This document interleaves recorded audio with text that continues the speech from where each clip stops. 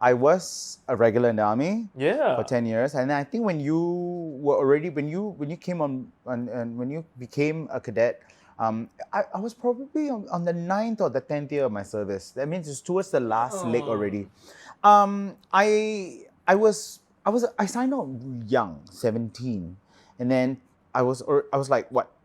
I became a master sergeant at the age of 24.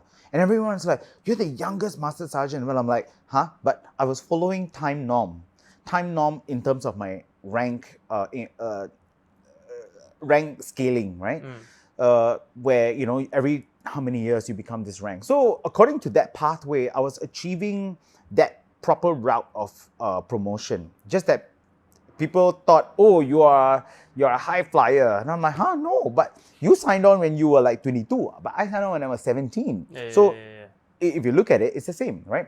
So, but that aside, I became a master sergeant, and I knew I wasn't going to be in the army for long. Like, I knew I was going to just fulfill my 10 years. And 10 is quite long, eh? It is long, yeah, but it was like a very good formative year. And you're like combat unit, Yes. You're not administrative. No, yeah. I don't know if there's this law, right? Because last time when I was still a boy, right, and then I think about army, I'm like terrified, And then, right, a lot of my friends say that, hey, if you're gay, then you don't need to go army or something like that.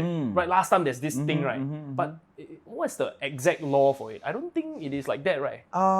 Okay, so I do not know how is it now.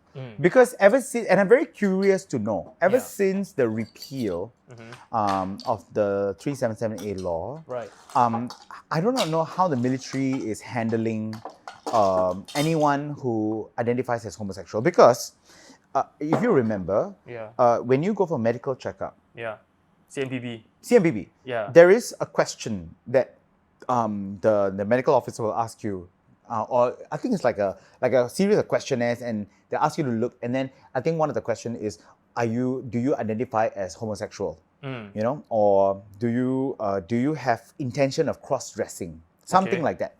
That was back in the day. Yeah. Okay. So I think everyone goes through that, and if you say yes, then immediately you become you down pass to you get a pass status. Now homosexual must go. Combat? No, but just say like all other male citizens are required for the Enlistment Act of National Service in Singapore. But So my point is, you can be effeminate, or you can be a very butch up person. I mean, sexuality does not, like, I'm a gay man, but I will fight for my country. Like, if push comes to shove and somebody is gonna like lodge a war against us, I will pick up that weapon and I'll fight hard for my country. You know what I'm saying? So why does my sexuality has to sort of like diminish that title that I am entitled to, basically, to fight for my country? It's deep rooted in social norms.